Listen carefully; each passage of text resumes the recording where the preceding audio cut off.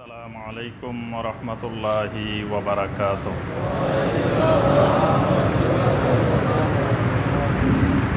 হাদিস মানার গুরুত্ব, হাদিস কেন মানতে হবে? যারা এই হাদিস অস্বীকার করেন তারা বলেন যে হাদিসের মধ্যে তো জাল হাদিস ঢুকছে, অনেক লক্ষ লক্ষ হাদিস জাল। তো যেহেতু জাল হাদিস ঢুকছে, এখন হাদিস কোনটা বিশুদ্ধ কোনটা বিশুদ্ধ না এটা আমরা বুঝবো কেমন? এই ঝামেলায় যাওয়া দরকার নাই। কোরআনের মধ্যে কোনো বেজাল ঢুকে নাই, তাই নির্বেজালটা আমরা মানি। হাদিসের মধ্যে বেজাল ঢুকছে, জাল হাদিস ঢুকছে, এটা সত্য। কিন্তু আল্লাহ রাব্বুল আলামিন যেহেতু হাদিস ও ওহী আল্লাহর পক্ষ থেকে নাজিলকৃত ওহী, সুতরাং এই ওহীকে সংরক্ষণ করার দায়িত্ব আল্লাহ রাব্বুল আলামিনের। আল্লাহ সুবহানাহু ওয়া তাআলা এমন এমন মুহাদ্দিসিন, এমন এমন উলামায়ে কেরাম আল্লাহ পাক তৈরি করে দিয়েছেন যারা চিহ্নিত করে ফেলেছেন কোন হাদিসটা সহিহ কোন হাদিসটা জাল।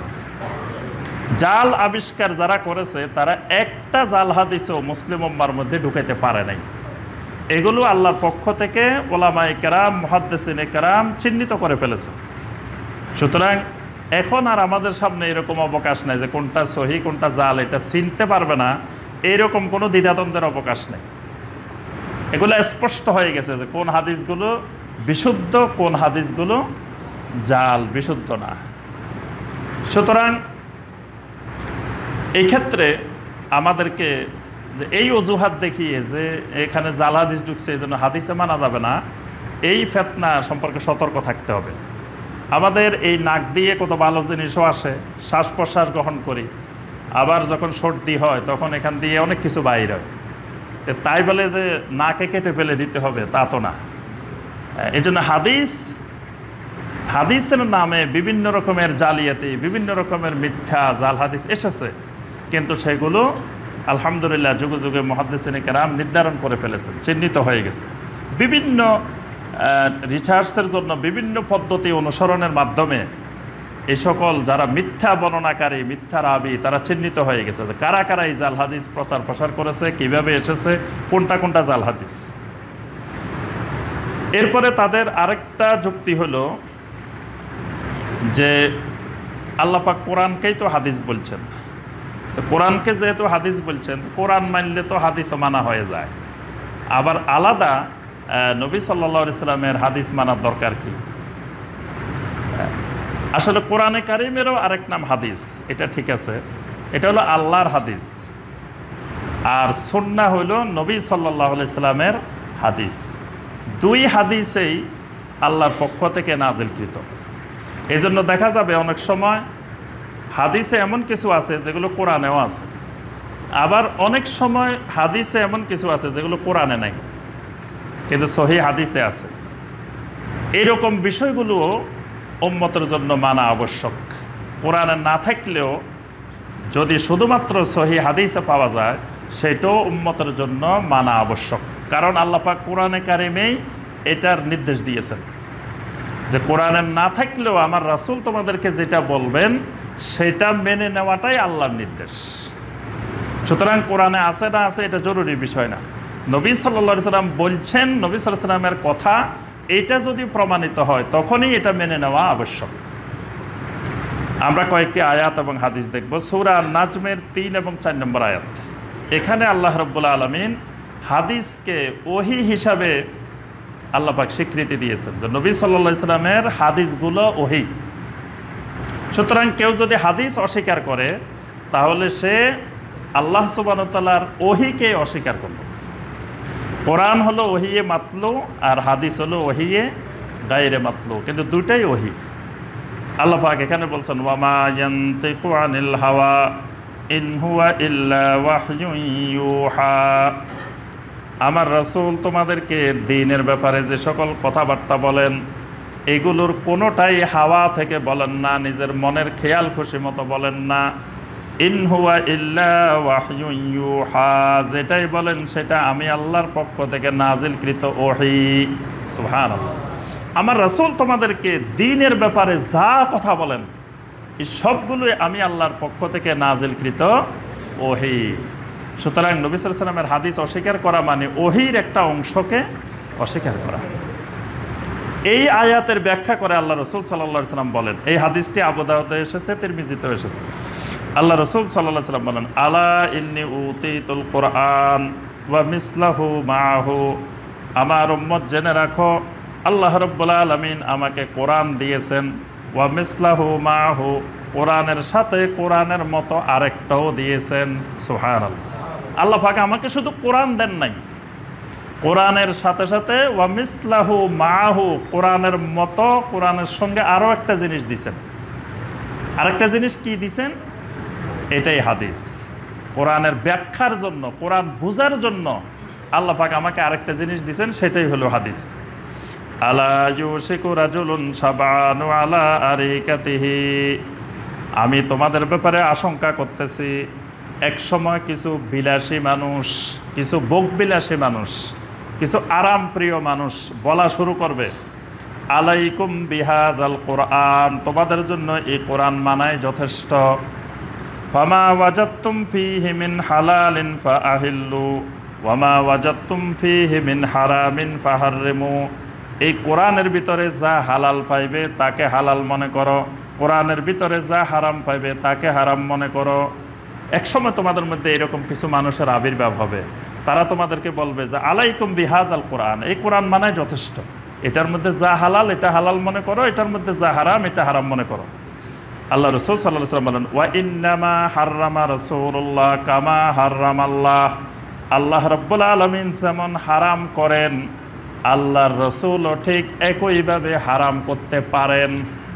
নবী সাল্লাল্লাহু আলাইহি ওয়াসাল্লাম বলেন যে আল্লাহ পাক আমাকে এই নির্দেশনা দিয়েছেন, আল্লাহ পাক যেমন কোরআনে কারিমে হারাম করেন, আমি রাসূলও হারাম করতে পারি।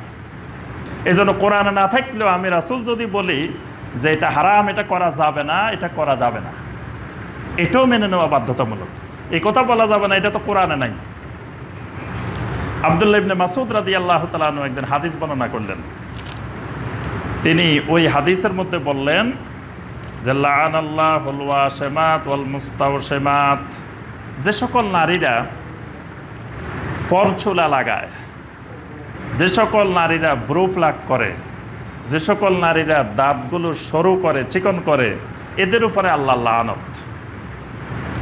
তো তখন একজন মহিলা সাহাবী অনেক দূর থেকে এসেছেন, তিনি এসে আব্দুল্লাহ ইবনে মাসউদ রাদিয়াল্লাহু তাআলা আনহুকে বললেন যে আপনি যে কথাটা বললেন, যে এই কথাটা তো আমি মেনে নিতে পারতেছি না। আব্দুল্লাহ ইবনে মাসউদ রাদিয়াল্লাহু তাআলা আনহু জিজ্ঞাসা করলেন কারণ কি? বললেন যে এটা তো আমি কোরআনের প্রথম থেকে শেষ পর্যন্ত পড়ছি, কোনো জায়গায় পাইনি, আল্লাহ পাক এই ধরনের লানত দেন নাই। তখন আব্দুল্লাহ ইবনে মাসউদ রাদিয়াল্লাহু তাআলা আনহু বললেন, তুমি কোরআন পড়ছো ঠিক আছে, কিন্তু কোরআন ঠিকমতো বুঝে পড়ো নাই। যেভাবে কোরআন বোঝার দরকার ছিল তুমি ওইভাবে বুঝতে পারো নাই, নিজে নিজে বোঝার চেষ্টা করেছো। কোরআনে কারিমেই আল্লাহ পাক বলে দিয়েছেন সূরা আল হাশরের 7 নম্বর আয়াত, ওয়ামা আতাকুমুর রাসূলু ফাখুযুহু ওয়ামা নাহাকুম আনহু ফান্তাহু, আমার রাসূল তোমাদেরকে যা কিছু পড়তে বলেন সেটা করো, আমার রাসূল তোমাদেরকে যা কিছু ছাড়তে বলেন সেটা ছাড়ো। আল্লাহ পাক বলে দিয়েছেন আমার রাসূল যেটা ধরতে বলেন এটা ধরো, যেটা ছাড়তে বলেন এটা ছাড়ো। তো আমার রাসূল বলছেন এটা করা যাবে না, এগুলো করলে আল্লাহ লানত। বাস, এটা তো আল্লাহর কথা, আল্লাহই বলছেন। তাহলে এখানে আব্দুল্লাহ ইবনে মাসউদ রাদিয়াল্লাহু তাআলা আনহু দলিল দিলেন যে কোরআনে সব পাওয়া শর্ত না, কোরআনে কারিমের মধ্যে সব হালাল হারাম সব বিষয় থাকা শর্ত না। আল্লাহ রাসূল সাল্লাল্লাহু আলাইহি সাল্লাম যেটাকে হালাল বলবেন, যেটাকে হারাম বলবেন, সেটা উম্মতের জন্য মেনে নেওয়া আবশ্যক। হাদিস হলো কোরআনে কারিমের ব্যাখ্যা, বায়ান। নবী সাল্লাল্লাহু আলাইহি সাল্লামের হাদিসগুলো কোরআনে কারিমকে ব্যাখ্যা করে, কোরআনে কারিমের ব্যাখ্যা পেশ করে। আল্লাহ পাক নবী সাল্লাল্লাহু আলাইহি সাল্লামকে দায়িত্বই দিয়েছেন তিনি কোরআনের ব্যাখ্যা করবেন। এজন্য যিনি কোরআন মানবেন তিনি বাধ্যই নবী সাল্লাল্লাহু আলাইহি সাল্লামের হাদিস মানতে, কারণ হাদিস না মানলে তিনি কোরআন বুঝবেন কিভাবে? কোরআন বুঝতে হলেই হাদিস লাগবে, কারণ কোরআন বলছে ওয়া আকিমুস সালাহ, সালাত কায়েম করো। এখন এই সালাত কায়েম কেমনে করব, এটার পদ্ধতি কি, রুকু কেমনে করব, সাজদা কেমনে করব, কেমনে দাঁড়াবো, কেমনে বসবো, এই সালাতের যত নিয়ম কানুন আছে এগুলো যদি নবী সাল্লাল্লাহু আলাইহি সাল্লামের হাদিস না হয় তা আমি বুঝবো কিভাবে? তাহলে কোরআনে আমাকে বাধ্য করে নবী সাল্লাল্লাহু আলাইহি সাল্লামের হাদিস মানতে, কারণ কোরআনে কারিমের বিস্তারিত ব্যাখ্যা হলো নবী সাল্লাল্লাহু আলাইহি সাল্লামের হাদিস। আল্লাহ পাক বলছেন কুতিবা আলাইকুমুস সিয়াম, তোমাদের উপরে সিয়াম ফরজ করা হলো। সিয়াম কেমনে পালন করব? যাকাত আদায় করতে বলছেন, যাকাত কেমনে আদায় করব? হজ করতে বলছেন, হজ কেমনে করব? এইভাবে প্রত্যেকটি ইবাদত আল্লাহ রাব্বুল আলামিন কোরআনে কারিমে সংক্ষিপ্তভাবে বলছেন, কিন্তু আল্লাহ রাসূল সাল্লাল্লাহু আলাইহি সাল্লাম সেটাকে বিস্তারিত ব্যাখ্যা করে বর্ণনা করেছেন, দেখাই দিয়েছেন। আল্লাহ পাক কোরআনে কারিমে সূরা নাহলের 44 নম্বর আয়াতে বলেন, ওয়া আনসালনা ইলাইকা যিকরা লিতুবায়্যিনা লিন-নাসি মা নুযিলা ইলাইহিম। আল্লাহ রাব্বুল আলামিন বলেন, ওয়া আনসালনা ইলাইকা যিকরা, আমি আপনার উপরে কোরআনকে নাজিল করেছি, লিতুবায়্যিনা লিন-নাস, আপনি দুনিয়ার মানুষদেরকে এর বয়ান করবেন, ব্যাখ্যা দিবেন। আল্লাহ পাক জমিনে একজনকেই নির্ধারণ করছেন কোরআনের ব্যাখ্যাকারী, কারণ কোরআনের ব্যাখ্যা যদি 10 জনে করতে থাকে তাহলে 10 রকমের ব্যাখ্যা হয়ে যাবে। এই জন্য আল্লাহ রাব্বুল আলামিন নির্ধারণ করে দিয়েছেন যে জমিনে কোরআনের ব্যাখ্যা করবেন একজন, লিতুবায়্যিনা লিন-নাস, যে আপনাকে দায়িত্বই দেওয়া হচ্ছে যে আপনি মানুষের সামনে আমার কথাগুলোকে, কোরআনকে বয়ান করে দিবেন, ব্যাখ্যা করে দিবেন। মা নুযিলা ইলাইহিম, যা তাদের জন্য নাজিল করা হয়েছে, মানে দুনিয়ার মানুষের জন্য আমি কি নির্দেশ দিচ্ছি, কি নিষেধ করতেছি, এই ব্যাখ্যাগুলো আপনি বুঝাই দিবেন। এই জন্য কোরআনে কারিমের কোনো আয়াত যখন সাহাবায়ে কেরাম বুঝতেন না, তখন তারা বুঝার জন্য আল্লাহ রাসূল সাল্লাল্লাহু আলাইহি সাল্লামের কাছেই যেতেন। নবী সাল্লাল্লাহু আলাইহি সাল্লাম সাহাবীদেরকে ওই আয়াতটি বুঝাই দিতেন। যেমন সূরা আল-আনআমের ৮২ নম্বর আয়াত নাজিল হইল। আল্লাহ পাক বললেন, আল্লাযীনা আমানু ওয়া লাম ইয়ালবিসু ঈমানাহুম বিযুলমিন উলাইকা লাহুমুল আমনু ওয়া হুম মুহতাদুন।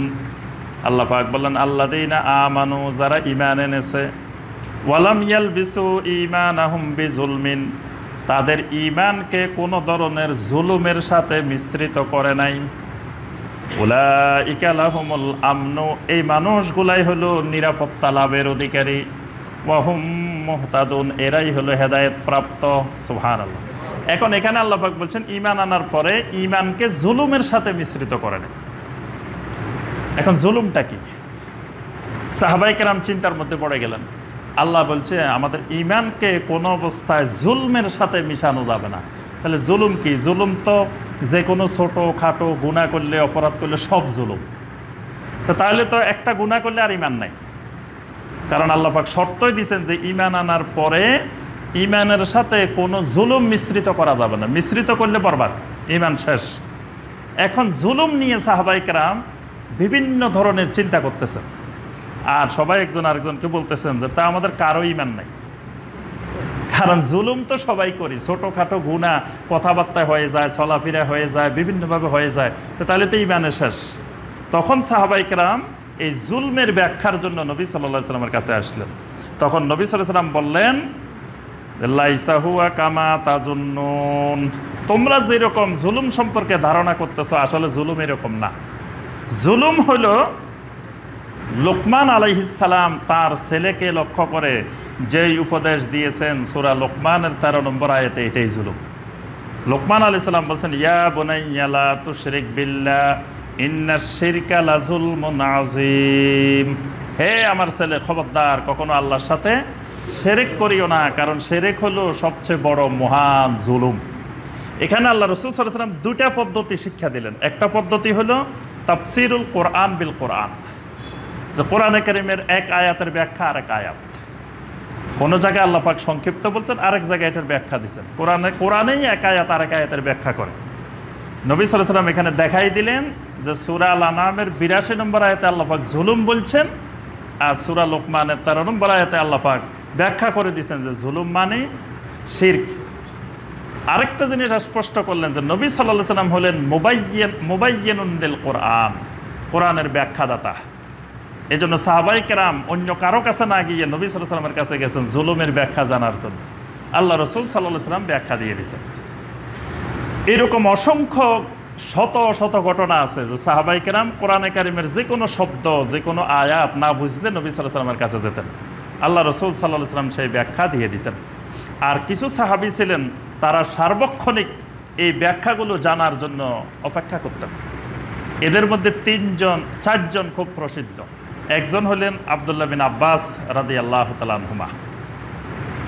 তার জন্য নবী সাল্লাল্লাহু আলাইহি ওয়াসাল্লাম দোয়া করছেন, আল্লাহুম্মা ফাক্কিহু ফিদ্দীন ওয়া আল্লিমহু তা'বীল। হে আল্লাহ, আব্দুল্লাহ বিন আব্বাসকে আপনি দ্বীনের গভীর জ্ঞান দান করেন এবং কোরআনের ব্যাখ্যা আপনি আব্দুল্লাহ বিন আব্বাসকে শিক্ষা দেন। সুবহানাল্লাহ। ওয়া আল্লিমহু তা'বীল, তা'বীল মানে তাফসীর, যে আপনি তাকে তাফসীরের জ্ঞান শিখাই দেন, কারণ আমার পরে এই তাফসীরের জ্ঞান মানুষের কাছে পৌঁছাইতে হবে। এই জন্য তাকে রঈসুল মুফাসসিরিন বলা হয়, আব্দুল্লাহ বিন আব্বাস রাদিয়াল্লাহু তাআলা আনহুমাকে। তিনি নবী সাল্লাল্লাহু আলাইহি ওয়াসাল্লামের মৃত্যুর পরে মক্কা মুকাররমায় বসে আব্দুল্লাহ বিন আব্বাস রাদিয়াল্লাহু তাআলা আনহুমা কোরআনের তাফসীর শিখাইতেন। আর এখানে তার অনেক বড় বড় ছাত্র সারা দুনিয়া থেকে এসে তার কাছে কোরআনের তাফসীর শিখতেন। মদিনাতে ছিলেন উবাই ইবনে কাব রাদিয়াল্লাহু তাআলা আনহু। তিনিও অনেক প্রসিদ্ধ কোরআনে কারিমের তাফসীরকারক। তিনি সবসময় নবী সাল্লাল্লাহু আলাইহি ওয়াসাল্লামের সামনে বসে থাকতেন যে আল্লাহ রাসূল সাল্লাল্লাহু আলাইহি ওয়াসাল্লাম কোরআনের কোন আয়াতের ব্যাখ্যা কি দিচ্ছেন এটা জানার জন্য।